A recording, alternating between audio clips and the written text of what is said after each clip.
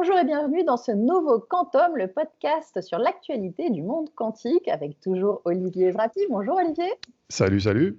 Et moi-même, Fanny Bouton.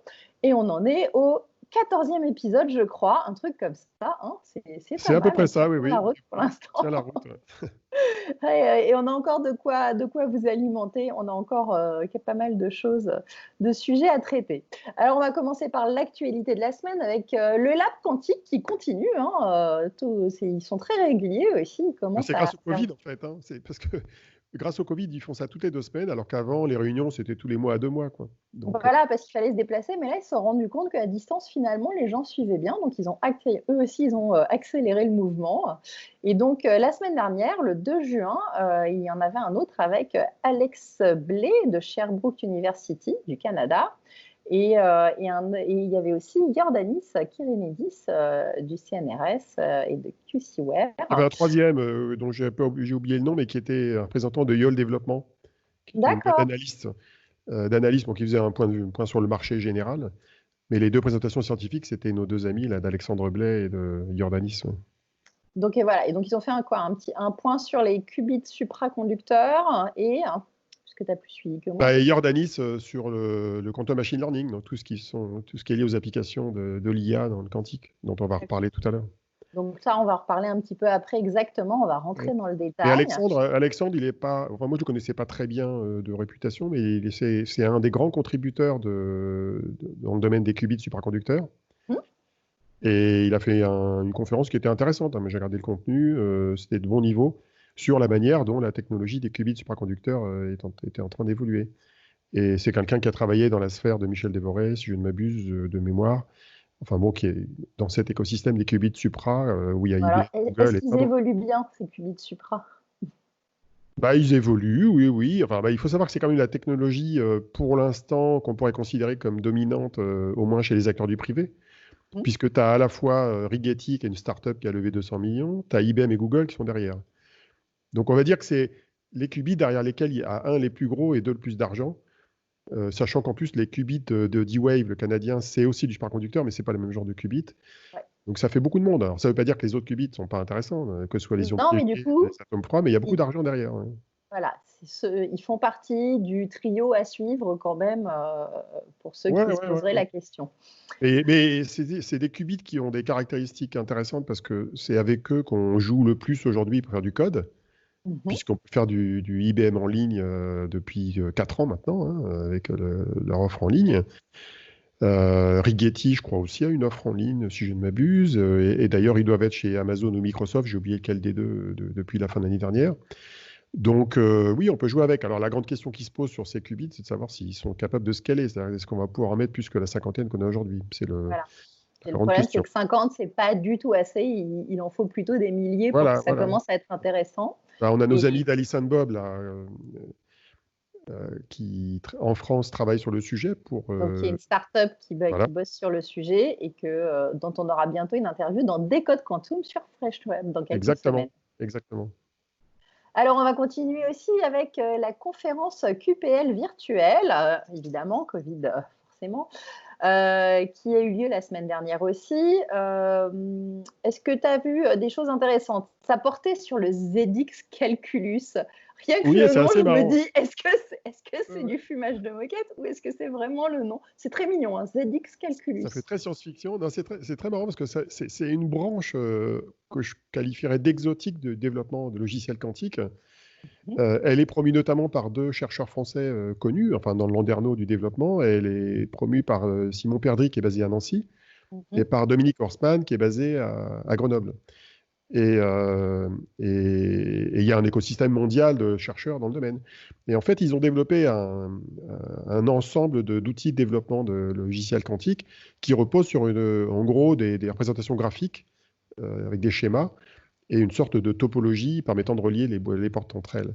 J'ai toujours pas compris à quoi ça servait. En fait, j'ai pas eu l'occasion encore de creuser assez la question. On n'en parle jamais. Hein. Les gros acteurs n'en parlent pas puisqu'ils développent avec des portes quantiques classiques, avec des algorithmes qui sont dessinés dans le temps de manière assez classique. Mais il semblerait que ce soit utile, vu il y a une conférence rien que pour ça. Quoi. Donc, c'est une conférence qui durait 3-4 jours, je crois.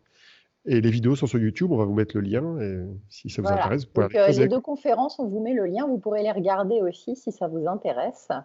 Voilà. Et on va aussi vous mettre le lien de notre dernier Decode Quantum qui a été mis en ligne cette semaine sur French Web, qui était l'interview de Eleni Diamanti, donc chercheuse au CNRS.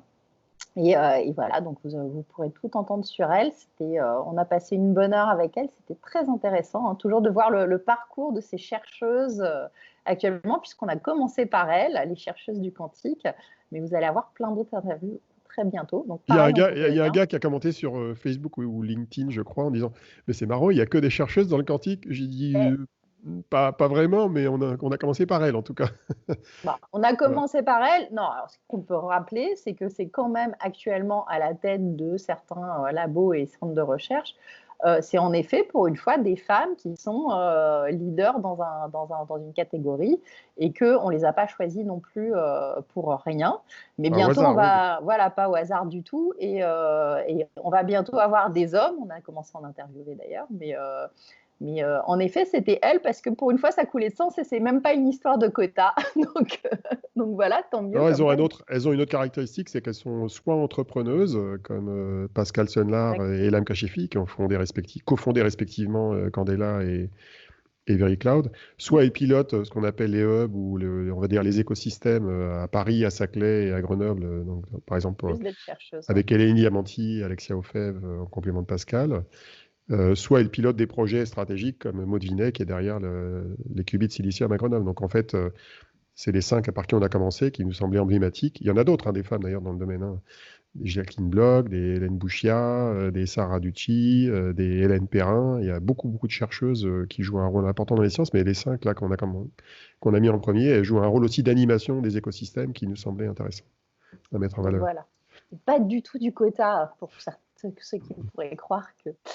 Alors, autre actu, un petit peu plus triste, parce que c'est un pauvre gars qui ne verra pas un pari qu'il a fait. C'est Jonathan Dowling, qui lui avait fait un petit pari contre John Preskill sur le quantique, ça a marché ou pas, quoi, les Non, pas le ordinateurs. quantique, c'était le qubit topologique. Voilà, le cubique, oui, exactement. Et ce fameux qubit topologique que certains cherchent encore. Du coup, raconte-nous un petit peu, parce que alors, toi, forcément, en plus de cette petite histoire, tu m'as mis carrément, il est né en 1957, date de naissance de Bill Gates, Steve Jobs, et aussi année charnière de Retour vers le futur. C'est vrai que c'est hyper important. Ah bah non, c'est important pour la science-fiction. Voilà. Oui, non, c'est un gars qui a plein de caractéristiques. Alors, il n'est pas très connu en France, en tout cas hors du monde du quantique, mais c'est un photonicien, donc c'est un physicien qui est spécialiste de la photonique, est né en Irlande et est devenu américain.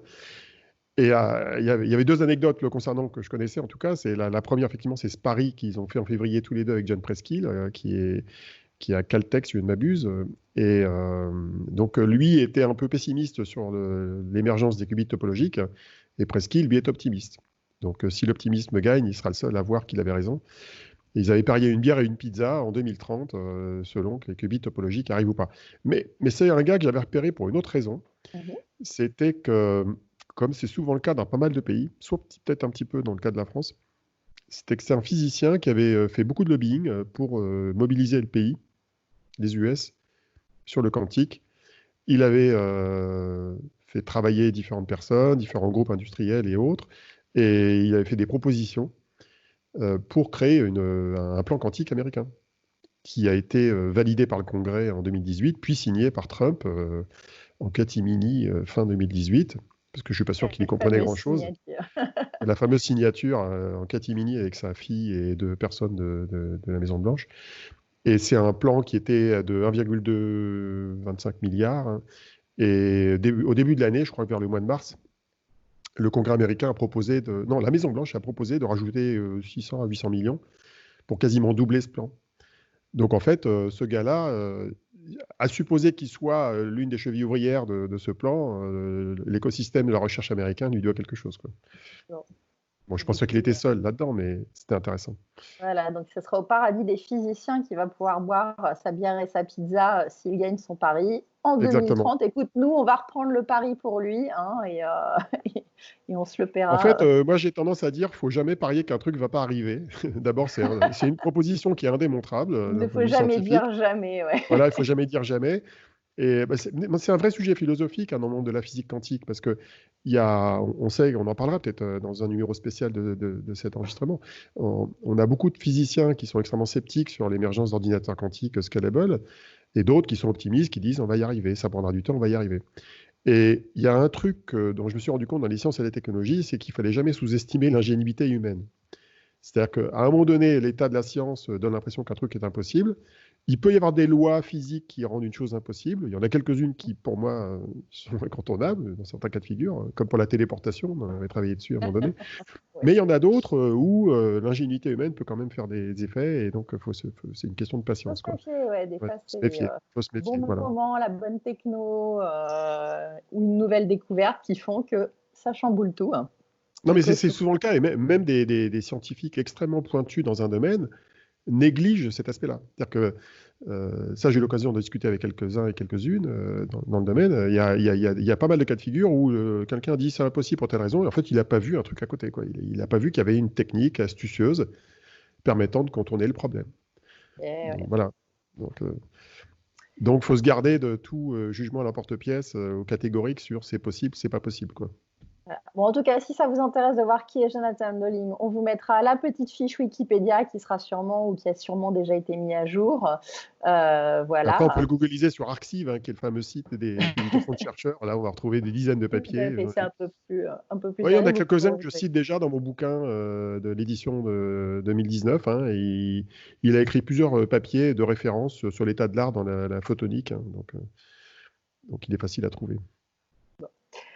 Et on va revenir à notre Jordanis Kerenedis et le QML, donc le Quantum Machine Learning. C'est bon? J'ai bon, Olivier? C'est J'ai pas dit de exactement ça, bêtises? tout à Ah, t'as fait. vu, je Tout à fait. commence à Ouais, ouais. comprendre les abréviations.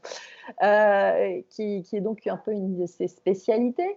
Alors, à quoi ça peut servir déjà ce fameux machine learning quantumesque?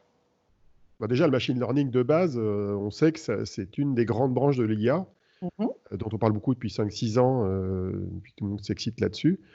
Ben Une, oui. une des sous-branches du machine learning, c'est le deep learning qui permet, à partir de réseaux de neurones, de faire des prédictions ou de la labellisation de données complexes, comme de trouver ce qu'il y a dans des images, ou traitement de la parole, ou de la traduction, ou les On chatbots. rappelle, Hein. on rappelle que les réseaux de neurones, c'est pas du tout avec des neurones humains, en tout cas pas pour Non, non, l'instant. Hein, ça essaye de les imiter de manière assez sommaire, avec des ça briques de reste logiciels et des briques de matériel, pour relier des neurones logiciels les uns aux autres pour essayer de faire des calculs. Et en fait, le machine learning comme le deep learning, ils ont une caractéristique, c'est qu'ils reposent tous sur des méthodes probabilistes. C'est-à-dire que le principe de base, c'est qu'on a en général des données d'entraînement qui sont des données avec des données chiffrées ou des contenus, des images, du texte et des correspondances après. Donc, par exemple, le label de l'objet qui est dans une image. Et on utilise des algorithmes extrêmement sophistiqués pour faire en sorte qu'à partir de l'existant, on crée un modèle mathématique qui soit capable de prédire le label d'une nouvelle image qui arrive dans le système. Donc en C'est fait, comme c'est des ça modèles que dans mon probabilistes. carnet d'adresses ou mon Google, à chaque fois que je prends une photo de toi, maintenant, ça te range direct dans un dossier photo d'Olivier Voilà, Ezraki. je suis deep learningisé grâce à ça, Voilà. quoi. Voilà, c'est ça. Et Ça, ça fait partie de ce genre d'algorithme. voilà. Et cet algorithme précis que tu décris, il s'appuie sur une technique qui a été, on va dire, inventée ou co-inventée par Yann Lequin à la fin des années 80, qu'on appelle les réseaux convolutifs. Donc, c'est ces fameux réseaux de neurones multicouches qui servent à faire ça. Mais en fait, d'un point de vue mathématique, j'aime bien essayer de trouver une manière de simplifier le propos. Mhm. En fait, c'est lié au fait que quand on a plein de données, on essaie de trouver les règles qui sont cachées dans les données, en fait. Donc, si par exemple on voit un objet qui tombe, on voit qu'il tombe à une certaine vitesse. Bon, il se trouve qu'il y a des règles derrière, c'est les lois de Newton, c'est les lois de la gravité. Mhm. Et aujourd'hui, on sait les écrire, ces lois, c'est des équations polynomiales, et on sait les écrire. Sauf que quand on voit plein d'images ou plein de données et qu'on cherche à dire est-ce que je vais être malade du Covid ou est-ce que c'est telle personne dans la photo, Ouais. bon, on n'a pas de loi. Donc, ce qu'on fait avec le machine learning, c'est qu'on a des algorithmes qui essayent de déterminer finalement des lois permettant de décrire ce qu'il y a dans le contenu. de manière empirique à partir de données d'entraînement. Et on espère que ça va marcher sur les nouvelles images ou les nouveaux mots ou les nouvelles personnes. Et c'est compliqué. Ça nécessite d'avoir beaucoup de données d'entraînement et beaucoup de temps de calcul. Et donc, le quantum machine learning, c'est la perspective d'utiliser le calculateur quantique pour faire ça plus rapidement. Alors, est-ce que du coup, ça va être plus intelligent, plus smart qu'une IA classique ou pas? Bon, déjà, l'IA d'aujourd'hui, elle est pas très intelligente. Hein. D'abord, elle utilise... Est-ce que ça pourrait être plus intelligent parce que c'est du quantum machine learning? C'est une bonne question. En fait, j'aurais tendance à dire non, ou j'en sais rien. Disons on va dire une superposition entre les deux, là. Je dirais non parce que la plupart des algorithmes que j'ai vus pour l'instant de quantum machine learning étaient des réplicas quantiques d'algorithmes existants. Donc, si on fait quelque chose de plus rapidement, ça ne le rend pas plus intelligent, ça le rend juste plus rapide. Mais par contre, ce que j'ai constaté, c'est qu'il y avait une émulation qui existait entre les algorithmiciens du côté du quantique et les algorithmiciens de l'IA classique.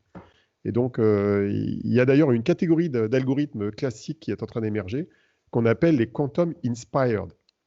C'est quoi? C'est marrant ça. C'est quand des algorithmes tournant sur des machines classiques s'inspirent de la manière dont fonctionnent les algorithmes quantiques. Et donc, c'est une forme d'émulation.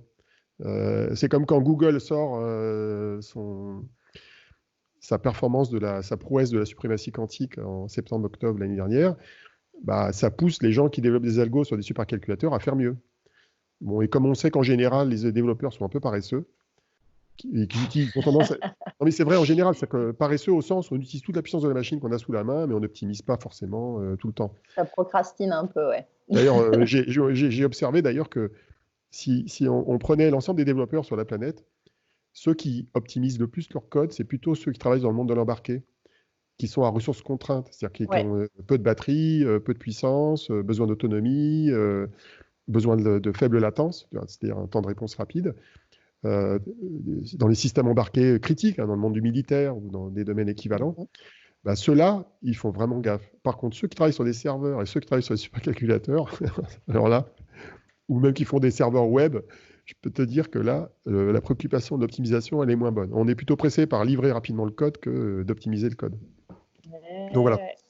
C'est intéressant de voir ça parce qu'on se rend compte qu'on pourrait faire mieux en fait. Mais ça demande du temps de faire mieux. Non, mais ça, c'est un message important d'ailleurs pour l'écosystème et notamment pour ceux qui vont bientôt financer le plan français du quantique, c'est que même si on aura du mal à atteindre les promesses de certains ordinateurs quantiques très puissants, tout ce qui aura été investi dedans, ça aura quand même servi à la science en général et à l'informatique en particulier, parce que il y a de l'émulation entre différentes techniques de hardware, il y a de l'émulation aussi entre différentes formes de développement de logiciels. Voilà. Alors, si je reviens sur Jordanis Kyrianidis, ça fait un bout de temps que je l'ai croisé, parce qu'il faisait partie de la mission Forteza, il ne faut pas oublier. Hein. Il est responsable du développement logiciel en Europe de la start-up américaine qui s'appelle QCware. Et de ce que j'en ai vu, c'est l'un des rares qui vulgarise plutôt bien le monde de la QML, donc le monde du quantum machine learning. Je vous invite à regarder ses conférences. Hein. Il y a celle du Lab Quantique, il y en a d'autres. Il y en a une qui est publique et il a joué à la Q2B de QCware en décembre dernier aux États-Unis. Et il vulgarise très bien, il montre bien finalement là où on en est aujourd'hui, où est-ce qu'on a un gain de temps de calcul quand on passe au quantique. Alors modulo la disponibilité d'un grand nombre de qubits qui ne sont pas encore forcément là aujourd'hui. Il montre bien les différents types d'algorithmes qui ont été inventés. Et la plupart ont été inventés en gros ces 10 dernières années, disons les principaux. Et il montre surtout qu'il y a des algorithmes quantiques qui existent dans tout un tas de domaines. Aussi bien le machine learning classique qui traite des volumes de données structurés, que sur du machine learning à base de deep learning qui lui va travailler sur des images ou des données plus complexes.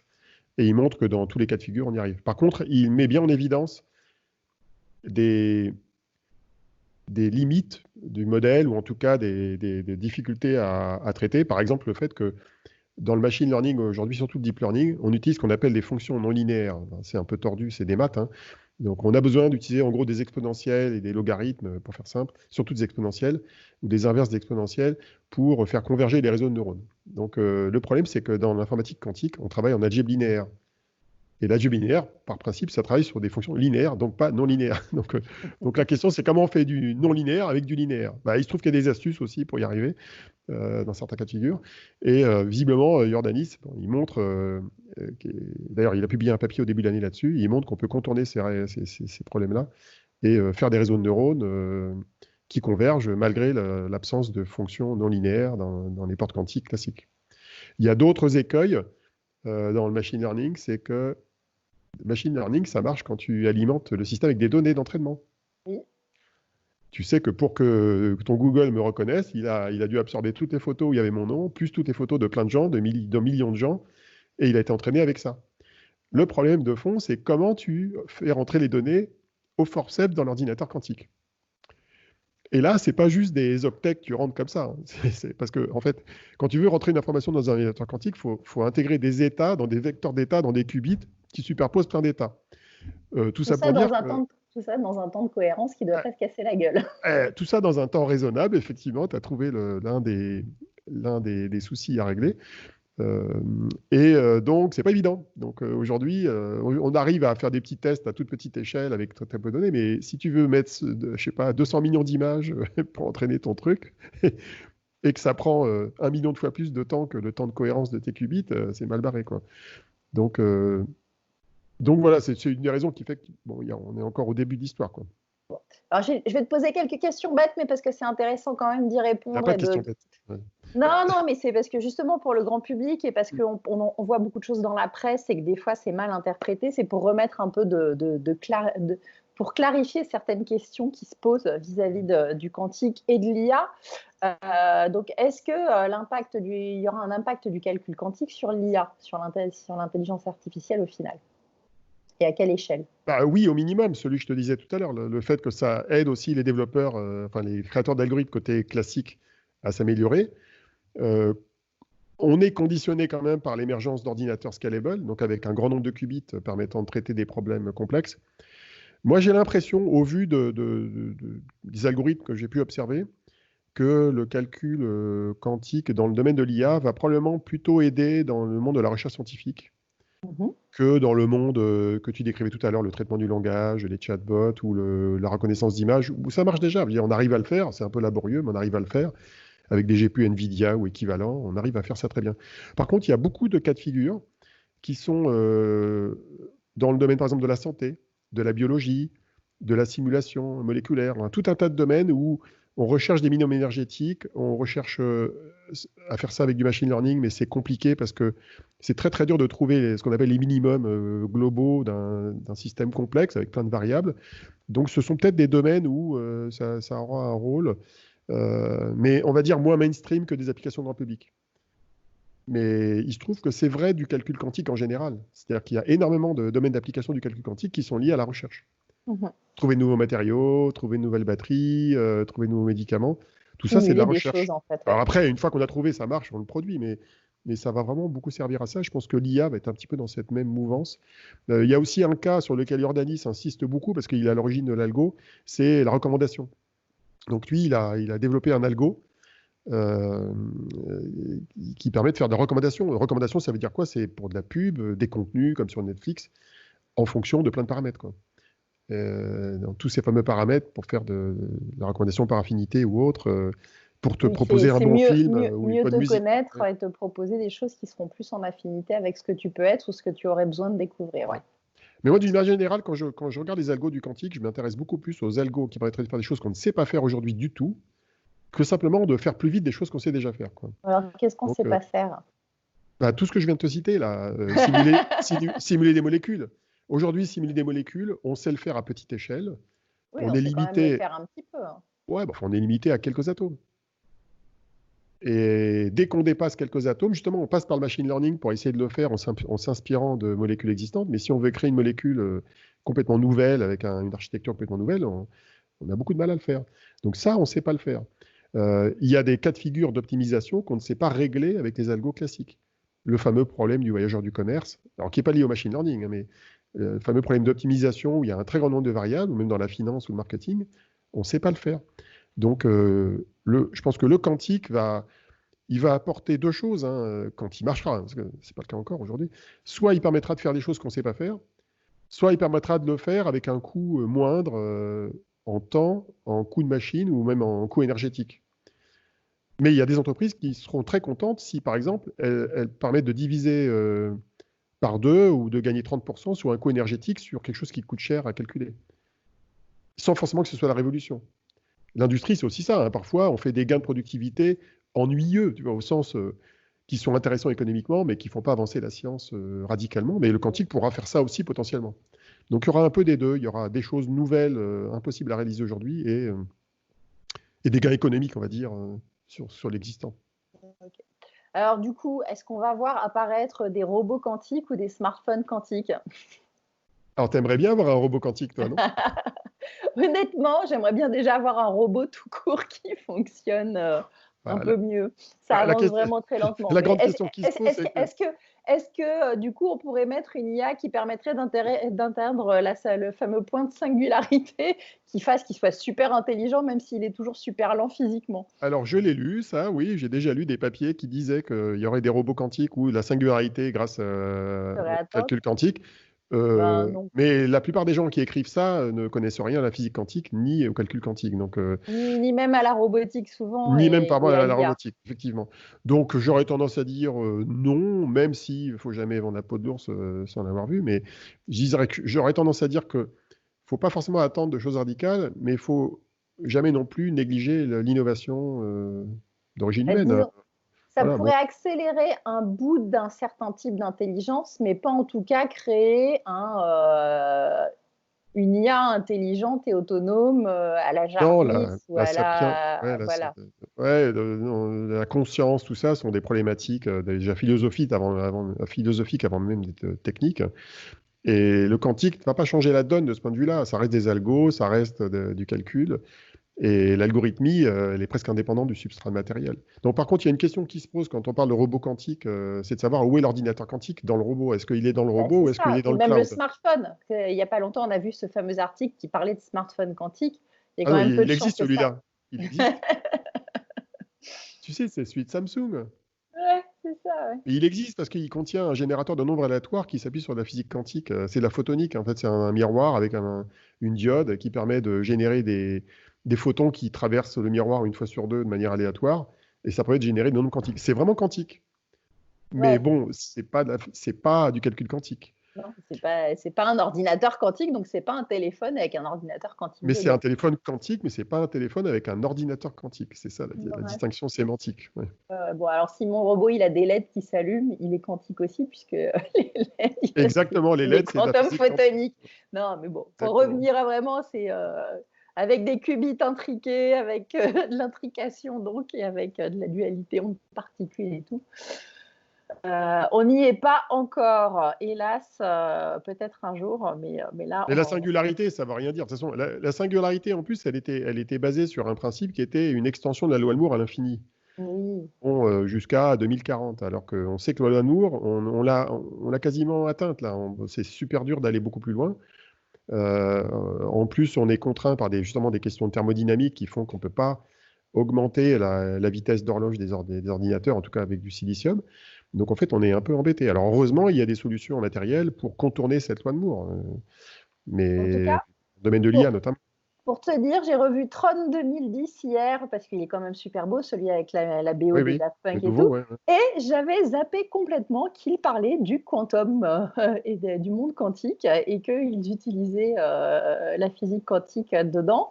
Et il parle aussi de ces fameux ISO qui sont ces programmes qui se sont auto-créés tout seuls, alors que ce n'était pas prévu. Il était en train d'essayer de programmer un monde parfait. Et finalement, il y a des programmes qui sont auto-créés. Bah, comme dans Westworld, un peu, non? Ouais, voilà. Oui, sauf que là, dans Westworld, c'est des IA, mais avec des corps. Là, on est vraiment dans le monde secondaire, dans le programme. Et donc, ça m'a fait marrer parce que, tu vois, je ne l'avais pas vu depuis 6-7 ans. Et là, de le regarder, et du coup, quand tu as le vocabulaire et quand tu as commencé à étudier certains sujets, tu ne regardes plus du tout du même œil le film. Donc, si vous avez l'occasion, prenez le temps de le revoir. Il reste magnifique. Et voilà. Et en plus, on parle de quantique et de certaines choses dedans sur l'IA et sa singularité. qui pourrait peut-être un jour arriver, ou pas. Donc voilà, est-ce que tu veux nous parler vite fait aussi, je crois que tu donnes bientôt une conférence le 18 juin, organisée avec le Hub Francia. Oui, c'est l'appel d'Olivier Zrati. Venez nombreux, regardez, voilà. En fait, c'est organisé par inscrivez-vous. le Hub Francia qui fait la promotion de l'IA dans les entreprises en France et qui associe des chercheurs et des entreprises. Et c'est la deuxième ou troisième fois que j'interviens chez eux.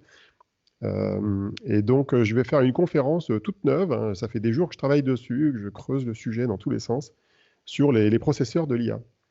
Et je suis toujours fasciné par la quantité d'innovation qu'il y a dans ce domaine-là. Il y a des dizaines de boîtes qui se créent, des labos dans tous les sens, en veux-tu, en voilà, des techniques qui se battent en duel dans tous les sens. Et donc, c'est entre 6h et 8h hein, du soir, hein, le 18 juin. Pas la durée de la conférence entre 6h ou 8h, parce que te connaissant, ce serait faisable. Si, c'est la durée de l'ensemble, mais questions-réponses comprises, quoi. Donc, je vais essayer de tenir un peu moins que 2 heures et on va essayer de rythmer ça en plusieurs parties parce que j'ai plusieurs parties. J'ai 5 à 7 C'est parties 2 en heures, tout. c'est pas des heures, mais 6 heures ou 8 heures de Et je vais y conférence. traiter d'un sujet dont on ne parle pas assez, qui est les notions d'énergie en fait dans le calcul de l'IA, parce que l'IA est très gloutonne en énergie. Et je vais essayer de montrer à quel niveau elle est gloutonne et montrer quelles sont les techniques qui sont utilisées pour la rendre moins gloutonne en énergie. D'ailleurs, ça concerne les data centers, ça concerne le refroidissement, ça concerne les algorithmes, ça concerne les processeurs. Il y a tout un tas d'astuces que je décrirai qui permettent à l'IA d'être plus frugale en énergie. Bon. Eh bien, écoute, merci Olivier. Ça fait déjà 30 minutes qu'on vous balade dans le monde du quantique et dans son actualité. Il y a de quoi faire. Hein. Voilà. Et du coup, on revient dans 15 jours pour vous parler de la suite. D'ici là, portez-vous bien, amusez-vous bien et déconfinez bien. À la Salut! prochaine.